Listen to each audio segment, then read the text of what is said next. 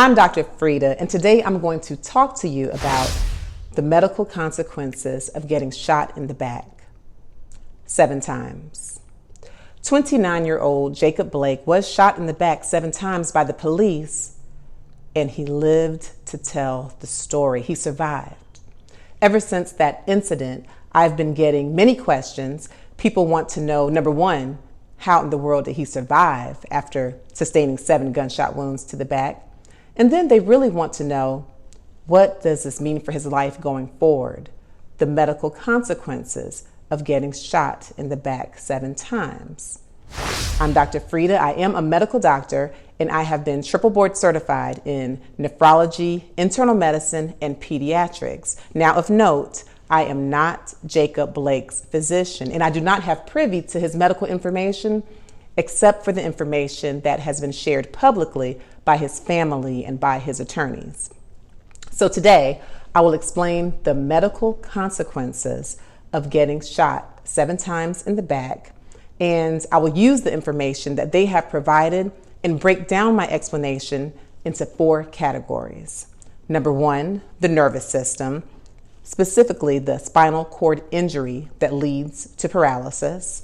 I'll also talk about number 2, the digestive system. I'll discuss the holes in his stomach that have been described, as well as the intestine and the colon surgeries.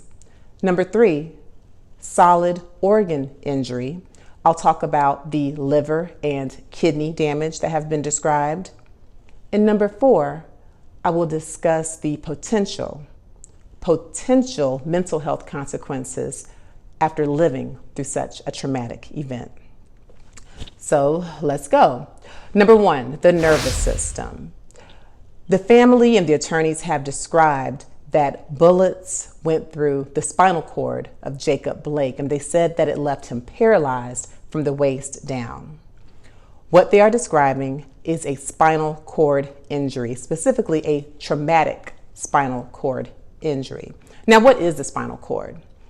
The spinal cord is a very important part of the central nervous system, which also includes the brain, which is protected by your skull, and it includes your spinal cord, which is protected by a ring of bones, or your vertebrae, also called your backbones.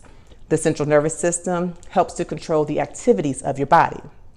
Now, for the spinal cord, off of the spinal cord, many nerves branch off, and these nerves control your motor function, the way your muscles move. They control your sensation. They help you to feel pain. They help you to feel pleasure.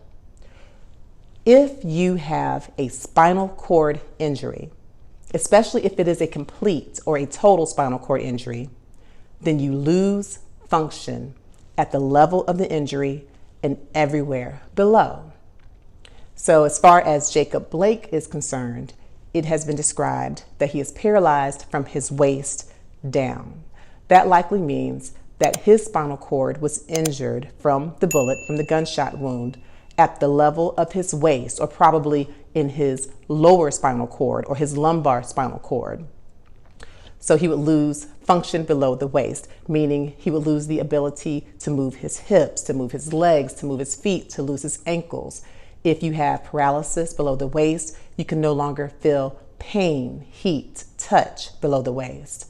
You can lose control of your bladder. You can lose control of your bowels.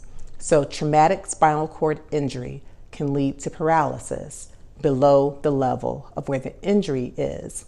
And speaking of the spinal cord injuries, they actually occur more often in males. In fact, males account for more than 80% of spinal cord injuries, and males between the ages of 16 and 30 are at the highest risk for spinal cord injuries.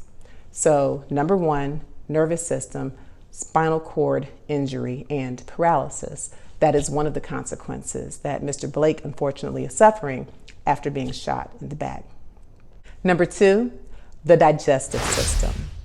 The family shared that Mr. Blake had holes in his stomach and that parts of his intestines and his colon had to be removed. If you sustain gunshot wounds that go through your digestive system, such as the stomach and the intestines, then the contents of these organs will tend to spill into the abdomen. So in the case of the stomach, if you sustain gunshot wounds there, then the gastric juices, the acid, the food will spill into the abdomen. And if you sustain gunshot wounds that go through the intestines or the colon, well, then you will get fecal matter that will spill into the abdomen. And of course, this would cause a great bacterial load. You'll get bacteria or infection, and you could develop an overwhelming infection or even septic shock. You can get sepsis that way. Also, as a consequence, you could have bleeding from the intestines and from the stomach, so you can have a hemorrhage or blood loss. And of course, for long-term effects and short-term for that matter, it could clearly affect the way you digest food. So in the case of Mr. Blake, they reported that he had holes in his stomach. In order to repair those holes, if the surgeon had to actually remove part of his stomach, do a partial gastrectomy, and then they said that he had some of his intestines and colon removed, well, depending on how much of his digestive tract had to be removed, he could develop long-term digestive problems. If part of his stomach had to be removed, then he would not be able to eat as much at one time, which could potentially lead to malnutrition.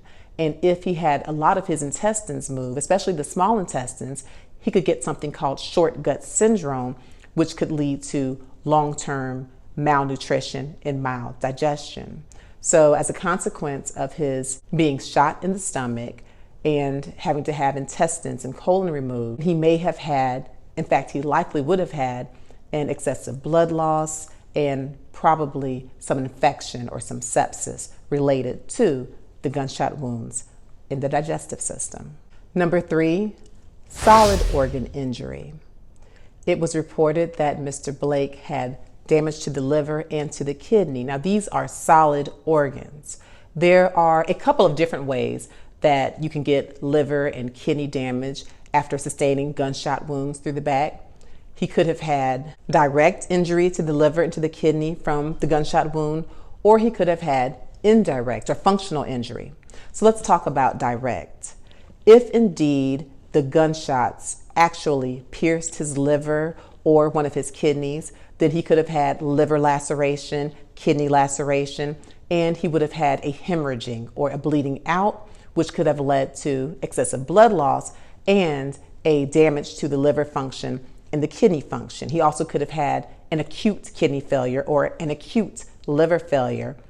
The other way he could have had liver and kidney damage is through an indirect injury or a functional injury. Say the liver and the kidneys did not actually get hit by bullets. If he had some form of shock, if his blood pressure got way too low, then he still could have had injury to the liver and the kidney. So I already described that if he had an excessive blood loss from the gunshot wounds, then he could have had a hemorrhagic shock. That means he would have had a severely low blood pressure due to extreme blood loss. If this happens, then your organs, such as your liver and your kidneys, are not getting enough blood, enough oxygen flow, and this could cause damage, hemorrhagic shock. He also could have had a septic shock. So I described that the contents of the digestive tract can be quite full of bacteria. So he could have had an overwhelming sepsis or a septic shock. So again, his blood pressure could have dropped down and gotten way too low, and his organs would not have gotten enough blood flow, enough oxygen. And even without being directly injured by bullets, this could have caused some liver and some kidney damage. So there are a couple of different ways that a gunshot wound could have caused solid organ damage in Mr. Blake. Number 4, there could be potential mental health consequences after being shot in the back 7 times. On my YouTube channel, I did a video where I talk about the different types of anxiety disorders, and I include post-traumatic stress disorder, PTSD. After sustaining such a trauma, it is very possible that Mr. Blake could suffer from PTSD. So certainly it would be prudent to get some mental health intervention in order to help Mr. Blake to cope and to continue to live his best life. Please watch that YouTube video after you finish watching this video. Unfortunately, Mr. Blake is not the only one at risk for having some mental health consequences. His 3 children were in the back seat and they witnessed their father being shot. And it was one of his sons 8th birthday. So as we talk about all of the physical medical consequences, I definitely don't want to neglect the potential mental health consequences that must be addressed. Initially, we relied only on Mr. Blake's family and his attorneys to give us updates. Since then, Mr. Blake has been able to share what he's going through in his own words. He said that he is in pain 24 hours a day. He said that it hurts to eat, it hurts to sleep, it hurts to breathe, it hurts to move. Despite all of his pain, despite all of his suffering, he still did manage to give some encouraging and some positive words. He said, and I quote, "We can stick together, make some money, make things easier for our people, because too much time has been wasted." Mr. Jacob Blake. He lived to tell the story. I hope you found this video to be helpful and informative, and I hope I answered some of the questions you may have had. If so, please like this video and please share this video. Also, if you have not done so already, be sure to subscribe to my YouTube channel, Dr. Frita, and hit that notification button so you'll be among the first to know when I release new medical content. Also, please follow me on Instagram at Dr.Frita. Meanwhile, I want you to be sure to prioritize yourself and prioritize your health and do your best to live your healthiest, happiest life. I'm Dr. Frita.